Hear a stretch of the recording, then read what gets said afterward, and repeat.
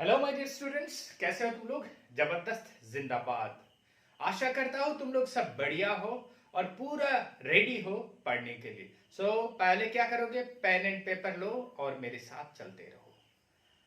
अच्छा, उससे पहले क्या करना है सर हमको, उससे पहले आपको पुराना जो वीडियोस है मोशन इन ए प्लेन जो चैप्टर 4 है, इसका अभी हम लोग पढ़ेंगे लेक्चर नंबर 7। तो मैं आप सबको रिक्वेस्ट करता हूं कि लेक्चर नंबर 6 तक देखो, उसके बाद आके ये देखो, तब इजीली समझ में आएगा।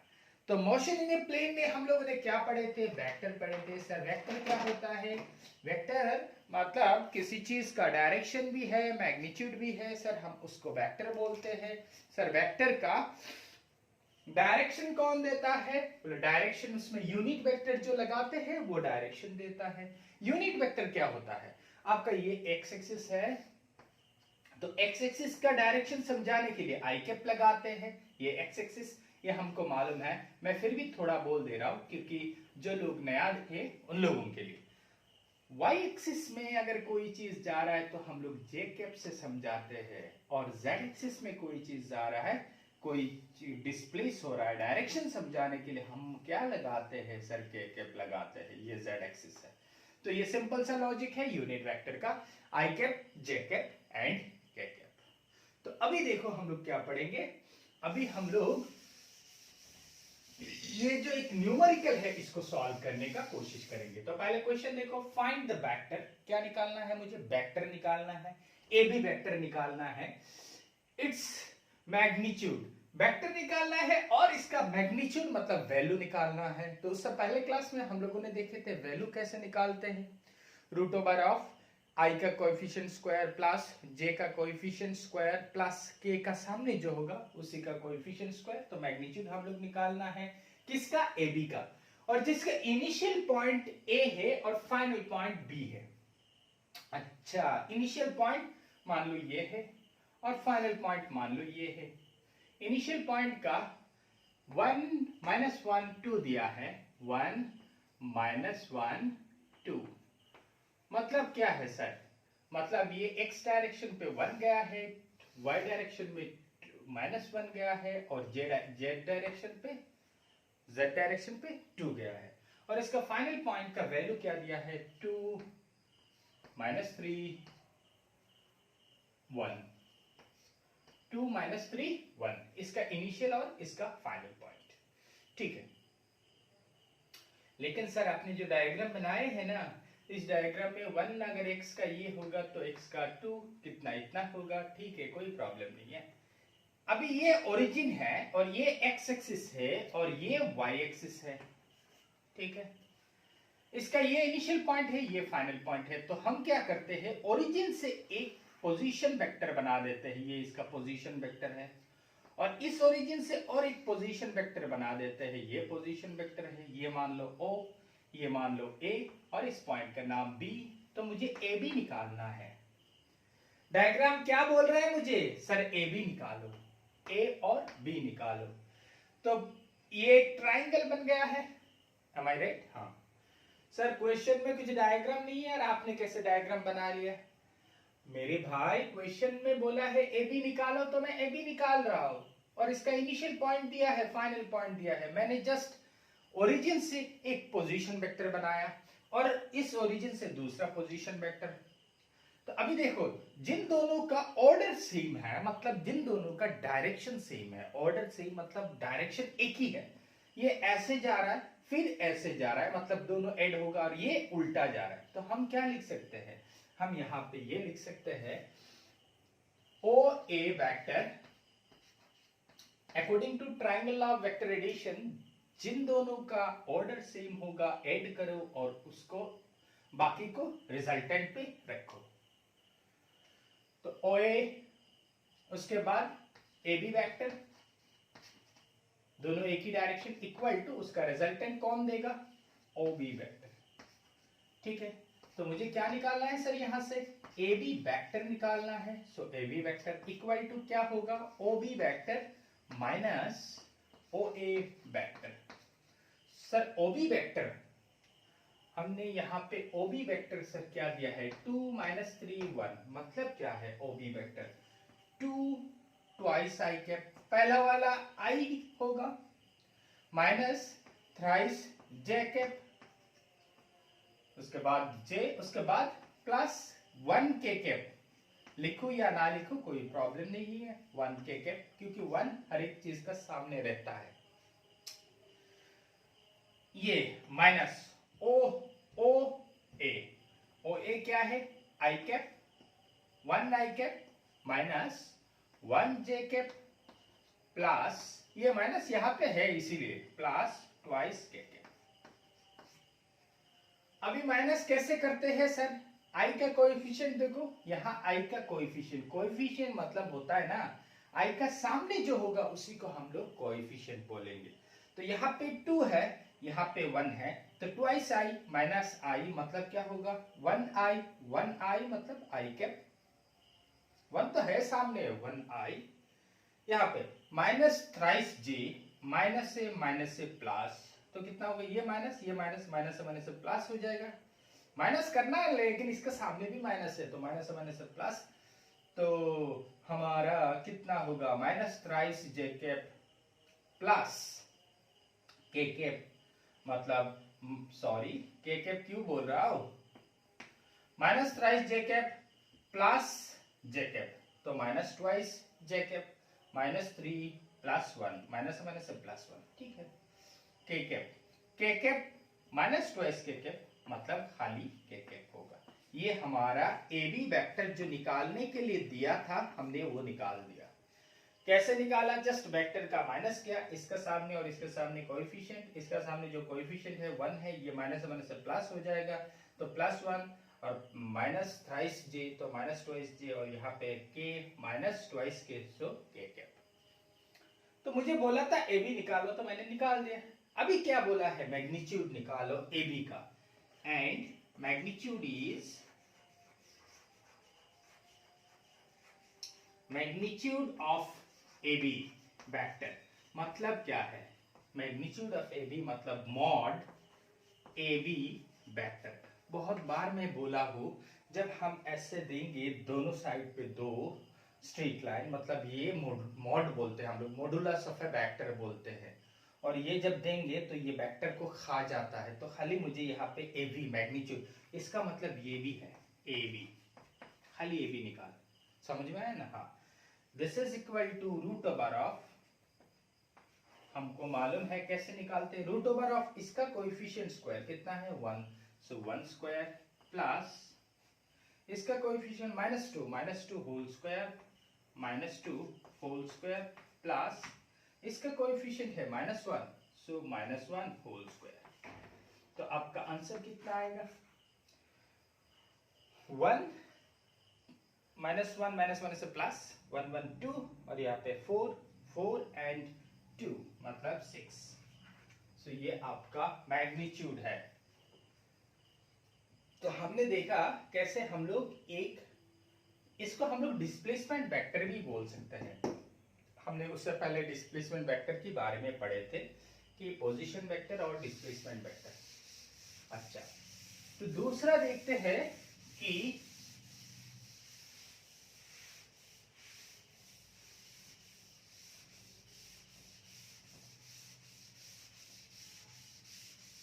दूसरा क्वेश्चन देखो,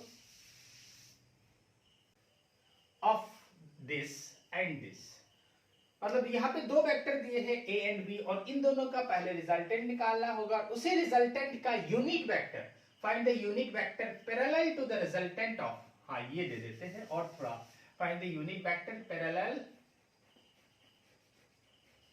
टू द रिजल्टेंट ऑफ, किसका पैरेलल, उसका रिजल्टेंट का पैरेलल। तो रिजल्टेंट अगर आर वेक्टर होगा तो इसका पैरेलली जो यूनिट वेक्टर होगा कौन होगा, इसका parallelly sir unit vector R cap होगा। यूनिट वेक्टर कुछ नहीं करता, उसका बस एक ही काम है डायरेक्शन देना, पैरेलली उसी वेक्टर का पैरेलली डायरेक्शन देगा। तो यहाँ पे पैरेलल बोल के तुमको कंफ्यूज कर सकता है कि फाइंड द यूनिट वेक्टर निकालो parallel to the resultant, resultant के साथ जो यूनिट वेक्टर होगा पैरेलल टू द रिजल्टेंट उसी को निकालना है। रिजल्टेंट मतलब क्या है, इस 2 वेक्टर को ऐड करो तो जो मिलेगा वो होगा resultant. So resultant R vector equal to A vector plus B vector. A vector का वैल्यू कितना है, twice I cap plus thrice J cap plus K cap. ये ए का वैल्यू है सर. बी का वैल्यू क्या है, आई कैप प्लस ट्वाइस जे cap plus thrice के कैप. हमने एडिशन पहले भी किए थे, अब कर सकते हैं. इसके सामने 2 है, इसके सामने 1 है, तो कितना होगा, थ्राइस आई कैप प्लस इसके सामने 3 है, इसके सामने 2 है, तो कितना होगा 5 जे कैप प्लस इसके सामने के है, इसके सामने थ्राइस के है. के सामने 1 है और इस के कैप के सामने 3 है, तो कितना होगा 4 के कैप. तो ये आर वेक्टर हो गया. मुझे आर वेक्टर का यूनिट वेक्टर निकालना है. सो हमको मालूम है सर यूनिट वेक्टर ये होता है कि unit R vector equal to magnitude of R और उसके साथ उसका यूनिट वेक्टर. हमने पहले भी बोला था एक वेक्टर का 2 पार्ट कर सकते हैं. यहां पे मैग्नीट्यूड लिखेंगे और यहां पे उसका डायरेक्शन. तो मुझे ये डायरेक्शन निकालना है, मतलब मुझे आर कैप निकालना है. So R cap equal to क्या होगा sir, R cap equal to ये नीचे आएगा तो R vector by mod of R. Mod of R मतलब मैग्नीट्यूड. आर वेक्टर तो हमने निकाल दिए हैं, अभी मुझे इसका magnitude, therefore mod of R equal to root over of 3 square plus 5 square plus 4 square. तो यहाँ पे कितना होता है, रूट ओवर ऑफ 3 3 जा 9 प्लस 25 प्लस 16, तो कितना होता है 11 20, so 20 तो 40 होता है. ना ना ना ना ना ना ना 11 और 9 20 20 और यहाँ पे 1 1 50 होता है. सो ये रूट 50.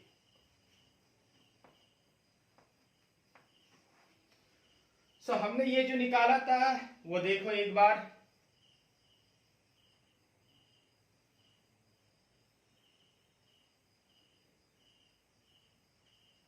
तो ये जो है यहाँ पे इसको हम लोग यहाँ पे लिख देंगे. तो आर वेक्टर इक्वल टू क्या होगा,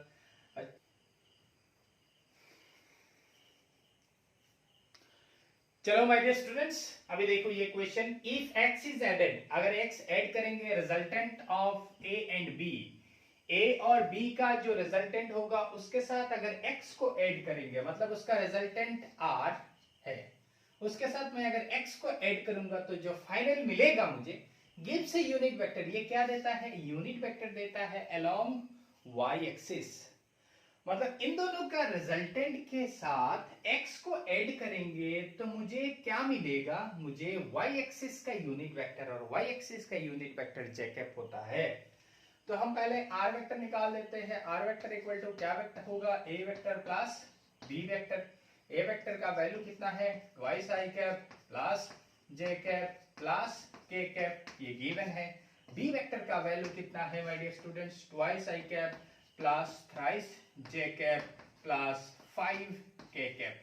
हम इसको क्या करना है, ऐड करना है. इसका कोएफिशिएंट देखो 4i कैप प्लस इसका कोएफिशिएंट 1 और 3 मतलब 4 j कैप प्लस इसका कोएफिशिएंट 6 k कैप. तो ये मेरा r वेक्टर निकाल गया. ये रिजल्टेंट के साथ अगर x को ऐड करेंगे तो इस साइड पे लिख देता हूं, रिजल्टेंट मतलब r के साथ मैं अगर x वेक्टर को ऐड कर दूंगा तो मुझे j कैप मिलेगा. क्यों, कहां से मिला सर j कैप, मेरे dear student gives a unit vector along y axis. y axis का यूनिट वेक्टर का नाम क्या होता है, j कैप होता है. मतलब x को अगर r के साथ ऐड करोगे तो जो देगा तुमको क्या देगा, यूनिट वेक्टर देगा अलोंग कौन सा एक्सिस है, j y डायरेक्शन का y एक्सिस के. तो y एक्सिस में j कैप होता है. तो आपको निकालना क्या है, x vector equal to j cap minus r vector j cap minus इसमें सब माइनस होगा, so minus 4i cap minus 4 j cap minus 6 K cap. Sir कहां से मिला ये? यहाँ पे माइनस है ना, तो ये माइनस दोगे माइनस, ये भी माइनस होगा, ये भी माइनस होगा, तो ultimately X vector equal to क्या आया? X vector equal to -4 J I cap, और यहाँ पे जे कैप है और यहाँ पे -4 जे कैप है, तो कितना होगा? ये भी समझ में नहीं आएगा तो मैं क्यों बोलूं? नहीं बोलूंगा। ये क्लास 10 लेवल का है। -4 + 1 मतलब -3। सो ये आपका एक्स वेक्टर निकाल गया। ठीक है, हमने एक्स वेक्टर निकाला। ठीक है, हाँ। इसी तरह वेक्टर के साथ खेलते रहो तो आपको आसानी से समझ में आएगा।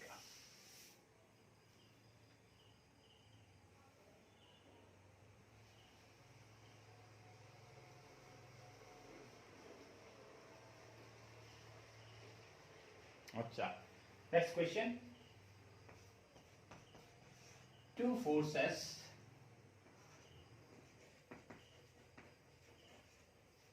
F1 equal to I cap minus J cap plus twice K cap and F2 equal to twice I cap plus J cap minus K cap acting simultaneously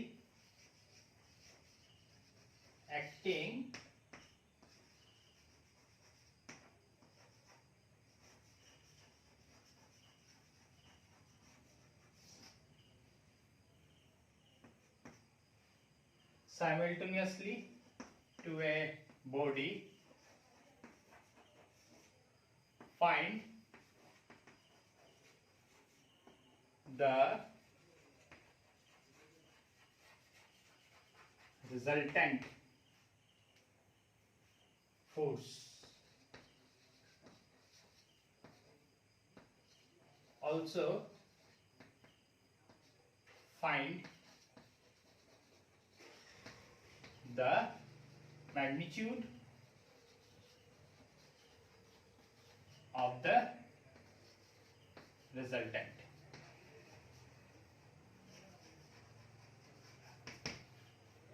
तो मुझे क्या दिया है इस क्वेश्चन पे माय डियर स्टूडेंट्स? दो force है, F1 equal to this, F2 equal to this, acting simultaneously to a body. Find the resultant force. Resultant force निकालो। Also find the magnitude of the resultant.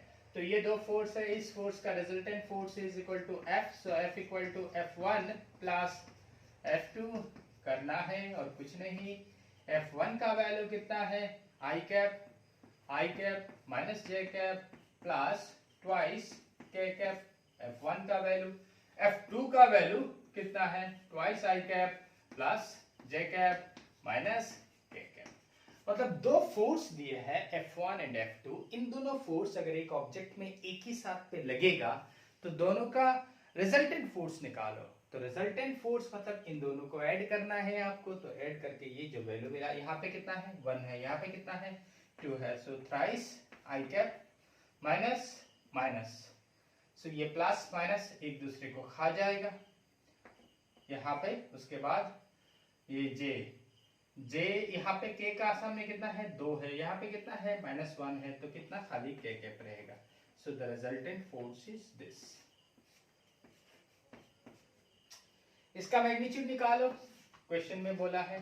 तो magnitude mod of F equal to √3 square मतलब 9 plus 1 square मतलब 110, सो √10। सो ये है resultant force का magnitude. हमने कैसे निकाला? कुछ नहीं किया, दोनों को ऐड किया, ये और ये कट जाएगा। यहाँ पे प्लस ट्वाइस K कैप है, यहाँ पे माइनस K कैप है, तो एक कम हो जाएगा। सिंबल बड़ा का होता है, हमको मालूम है सर।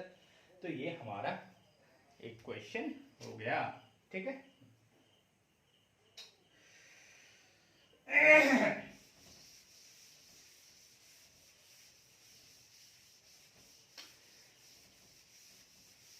क्या बोलूं?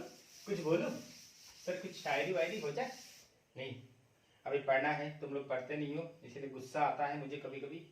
हाँ, कभी कभी गुस्सा आता है ना, और वीडियो देना मैं छोड़ दिया था। क्यों छोड़ दिया था बोलो तो?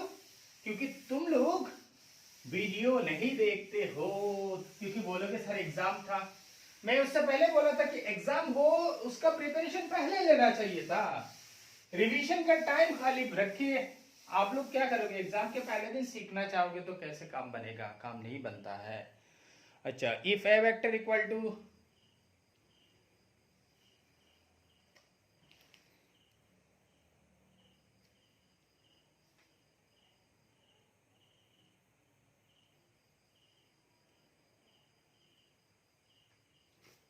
next question, if a vector equal to twice I cap plus thrice j cap plus 5 k cap, मैं randomly ले रहा हूँ, and b vector equal to I cap plus twice j cap plus 4 k cap, find a vector, एक vector निकालो whose magnitude is same as b vector and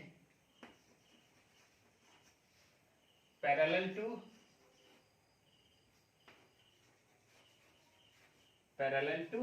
a vector।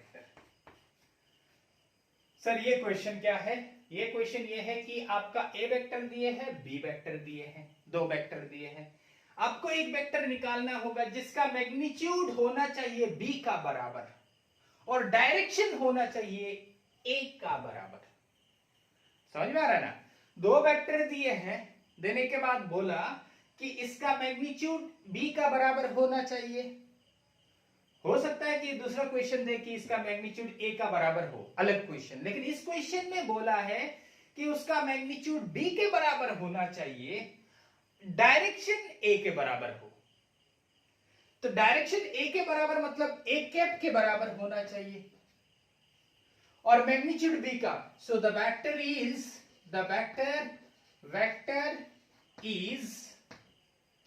Is magnitude क्या होना चाहिए बोलो? The vector is magnitude B के बराबर, तो B का मैग्नीट्यूड यहां लिखेंगे और डायरेक्शन किसका बराबर होना चाहिए? पैरेलल टू ए, मतलब ए कैप के बराबर होना चाहिए। तो मुझे मैग्नीट्यूड ऑफ बी और ये निकालना है, तो मुझे आंसर हो गया द वेक्टर इज दिस। तो इसका मैग्नीट्यूड कितना होगा? बी का मैग्नीट्यूड रूट ओवर ऑफ यहाँ पे 1 square plus 2 square plus 4 square. समझ में आ रहा है ना? हाँ, और इसके साथ ए कैप है, तो मैं ये कैप को अलग निकाल देता हूं। इसका मैग्नीट्यूड कितना होगा देखो, मैग्नीट्यूड रूट ओवर ऑफ 2 2 4 4 16 4 16 आपका कितना होता है? 20 21। तो ये और इसके साथ ए कैप है। तो कैप को कैसे निकालोगे? हमको मालूम है sir A vector equal to mod of A into A cap. तो मुझे ए कैप निकालना है sir. A cap equal to क्या होगा? A vector by mod of A. Sir A vector का वैल्यू क्या है? ये है ए वेक्टर का value, twice I cap plus thrice J cap plus 5 K cap. मैंने क्या किया? कुछ नहीं किया। यहाँ पे ए वेक्टर का दो पार्ट है ना, मॉड और इसका डायरेक्शन। मॉड यहां से निकाल देंगे, तो मॉड यहां से कैसे निकालेंगे? रूट ओवर देके निकालते हैं sir. Root over 2 square plus 3 square plus 5 square. ठीक है? हाँ, तो ये जो वैल्यू होगा यहाँ पे पुट करो, तुम्हारा आंसर वही हो गया। The required vector is 21 into root 21 और कैप का वैल्यू कितना है?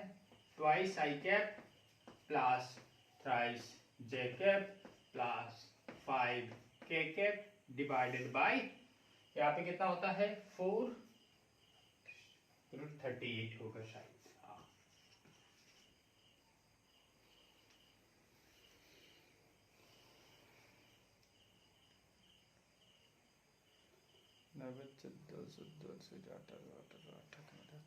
तो ये आपका आंसर है, द वेक्टर इज दिस।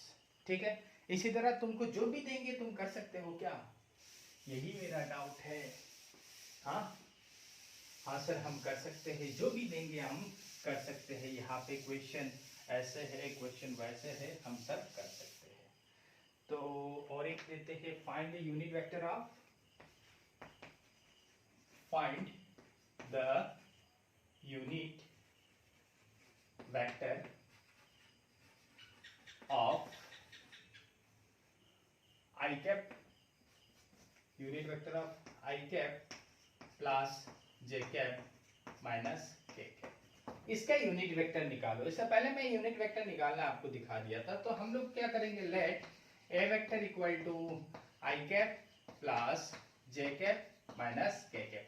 मतलब आपको ये वेक्टर दिया गया है, तो आप इस वेक्टर के यूनिट वेक्टर निकालोगे। तो let A equal to this vector, so इसका यहाँ पे मैग्नीट्यूड, तो ए वेक्टर को हम ऐसे लिख सकते हैं, magnitude of A into A cap. मुझे कैप निकालना है, यूनिट वेक्टर बोला है ना, तो ए कैप निकालना है। तो ए कैप इक्वल टू क्या होगा, ये इसका नीचे आ जाएगा। तो A vector divided by mod of A vector. तो ए वेक्टर इक्वल टू क्या होगा, ए कैप इक्वल टू क्या होगा, ए वेक्टर का वैल्यू क्या है, I plus J minus K cap, और इसका नीचे इसका मैग्नीट्यूड कितना होगा, root over of 1 square plus 1 square plus minus 1 whole square. तो कितना होगा, 1113 होगा। So I cap plus J cap minus K cap और रूट 3। तो ये आपका यूनिट वेक्टर निकाल गया। किस वेक्टर का, इस वेक्टर का यूनिट वेक्टर। ठीक है, हाँ सर ठीक है, इरेज कर दो, कर दीजिए।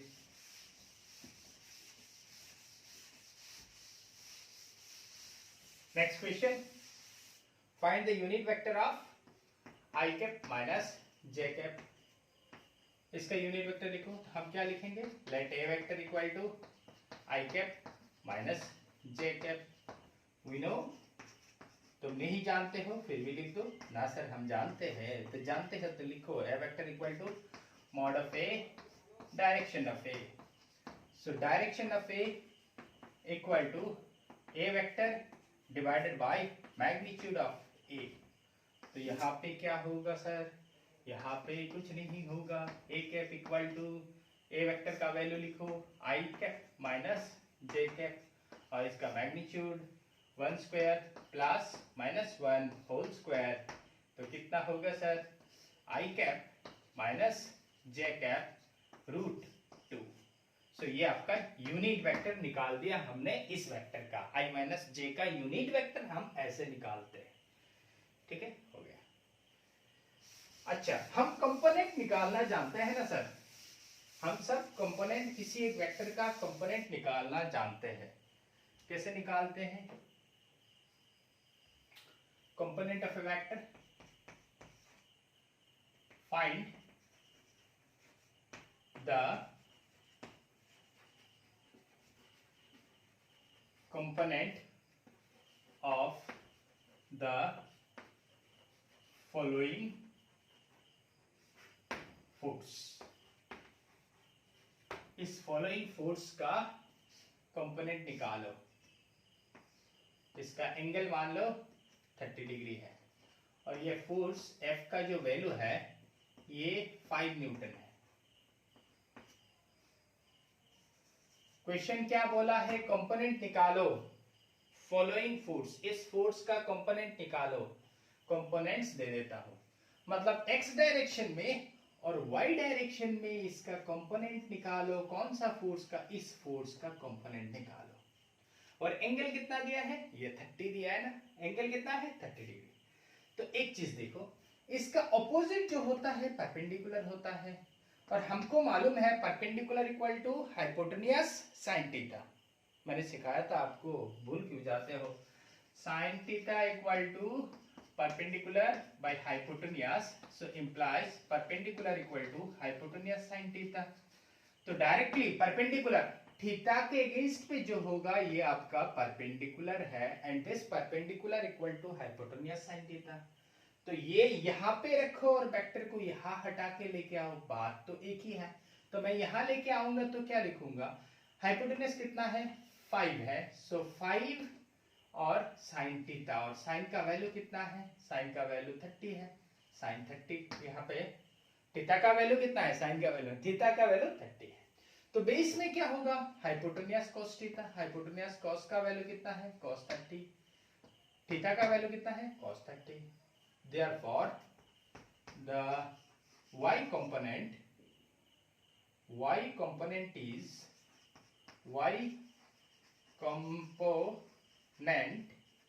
of force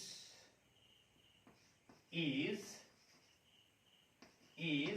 क्या है, y component 5 sin 30, sin 30 का वैल्यू कितना है, sin 30 का वैल्यू हाफ होता है सर, तो sin 30 का value half, so 5/2।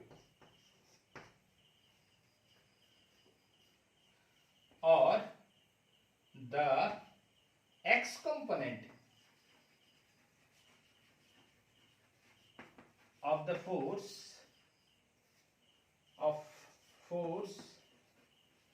is 5 cos theta, cos theta यहाँ पे कितना है 30 है, सो 5 cos 30 का वैल्यू कितना है √3/2, सो आंसर कितना आया है 5 √3/2।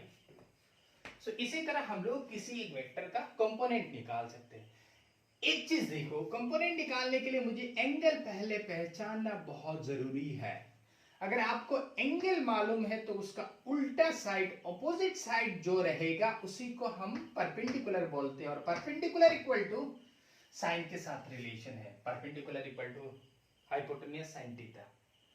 और बाकी जो है 90 के अगेंस्ट में ऑब्वियसली आपका हाइपोटेन्यूज रहेगा, और बाकी जो है वो तो बेस होगा, बाकी एक ही रहेगा वो बेस होगा, so base equal to hypotenuse cos थीटा। सो इसी तरह हम लोग किसी भी एक वेक्टर का क्या निकाल सकते हैं, कंपोनेंट निकाल सकते हैं। तो और एक कंपोनेंट का कर देते हैं,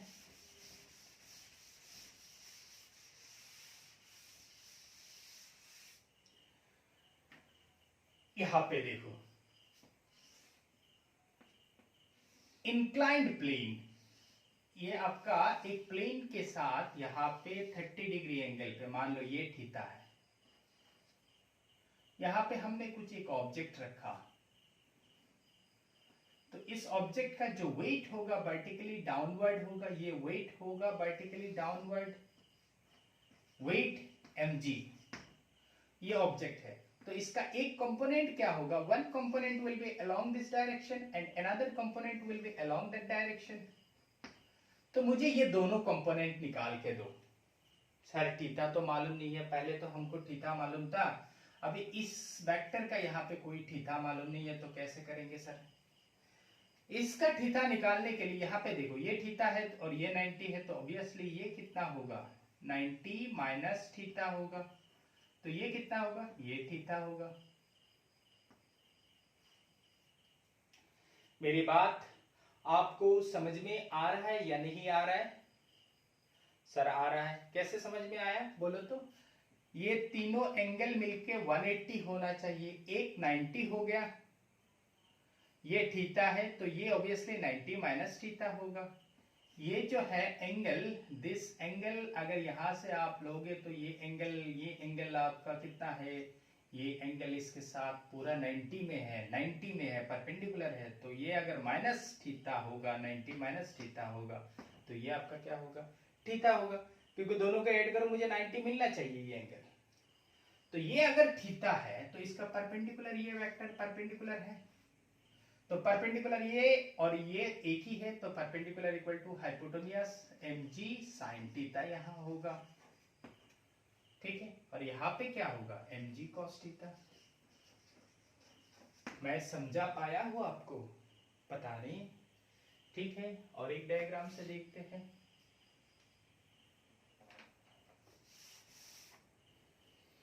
सिंपल सा ट्रिगोनोमेट्री यहाँ पे लगाना है और कुछ नहीं है मेरे भाई, यहाँ पे ये ऐसे है, ठीक है। ये एंगल आपका थीटा दिया है, यहाँ पे एक object, this is an object, ये एक ऑब्जेक्ट है जो स्लाइड करके जाने का कोशिश कर रहा है। इसका वेट जो होगा ना, इस पॉइंट से लो, अच्छा इस पॉइंट से लो, वेट वर्टिकली डाउनवर्ड mg। इसका एक कंपोनेंट इसके साथ परपेंडिकुलर कंपोनेंट ऐसे होगा, और इस पॉइंट का पैरेलली एक कंपोनेंट होगा, हाँ इस पॉइंट का पैरेलली, ये पैरेलल कंपोनेंट है। तो अभी हमको ये बोलो, ये अगर थीटा है, ये अगर 90 है, तो ये एंगल कितना होगा? थीटा, ये थीटा है, ये 90 है, सर ये 90 माइनस थीटा होगा, तो क्या होगा, सभी को ऐड करेंगे तो 180 मिल जाएगा। ये टोटल 90 था, तो ये टोटल 90 है, तुमने ये इसका इस पोर्शन को लिखा 90 माइनस थीटा, और इस पोर्शन को अगर थीटा दे दोगे तो टोटल कितना हुआ, थीटा, ये कैंसिल होके ये 90 रहेगा। Am I right? ये अगर थीटा है तो इसका परपेंडिकुलर ये वाला होगा, थीटा का उल्टा परपेंडिकुलर होता है। इस थीटा का बात नहीं कर रहे हैं हम लोग, ये थीटा नहीं लेंगे, ये इंक्लाइंड है, लेकिन यहाँ पे वेक्टर का वेट के साथ वेक्टर जो बनाएगा ना, weight is a vector quantity, वही वेट कितना डिग्री एंगल बनाता है उसी को हम लोग कैलकुलेट करेंगे। तो ये अगर ऐसे है तो इस साइड पे ये कैसे होगा, थीटा का उल्टा, इस साइड है mg perpendicular equal to sin theta, so mg sin theta होगा। ये क्या है, दिस इज, ये थीटा का बेस है तो mg cos थीटा। शायद आपको मैं समझा पाया हूं कैसे कंपोनेंट निकालते हैं एक वेक्टर का इंक्लाइंड प्लेन और यहां पर, ठीक है। अच्छा, इसका एक न्यूमेरिकल करते हैं। ये एक इंक्लाइंड प्लेन मैंने बनाया, ठीक है। इस इंक्लाइंड प्लेन और यहां पे एक ऑब्जेक्ट है जिसका वेट वर्टिकली डाउनवर्ड है, और weight W equal to weight is force, so 5 newton. Weight एक काइंड ऑफ फोर्स है, सर क्यों, यहाँ पे न्यूटन लिखा मेरे भाई। F इक्वल टू क्या लिखते हैं हम लोग, मास इनटू एक्सेलरेशन लिखते हैं ना। सो वेट W इक्वल टू क्या लिखते हैं, मास इनटू g। ये और ये दोनों एक ही तो चीज है, एक है ग्रेविटी के लिए एक्सेलरेशन और दूसरा एक्सेलरेशन है। तो इसका यूनिट जो है, इसका यूनिट भी उतना है, इसका यूनिट एक ही है, तो हम न्यूटन क्यों नहीं लिख सकते। सो वेट एंड फोर्स एक दूसरे का बराबर हो सकता है, बराबर हो सकता है क्या नहीं, डायमेंशनली दे आर इक्वल। बस यहां पे ये एंगल दिया है 30 degree. Find x, find the components, find the components of the weight। इस वेट जो दिया है इसका कंपोनेंट निकालो। तो मैंने क्या समझाया था आपको, ये अगर 30 है, ये अगर 90 है, ये अगर 90 है, तो ये कितना होगा माय डियर स्टूडेंट, सर ये 60 होगा। इसका अगर एक परपेंडिकुलर ऐसे ड्रॉ कर देंगे, परपेंडिकुलर इस लाइन के साथ ड्रॉ कर रहा हूं, तो ये टोटल एंगल 90 है। आप एक पार्ट को ले लिए हो 60 डिग्री, दिखाई दे रहा है ना, हाँ।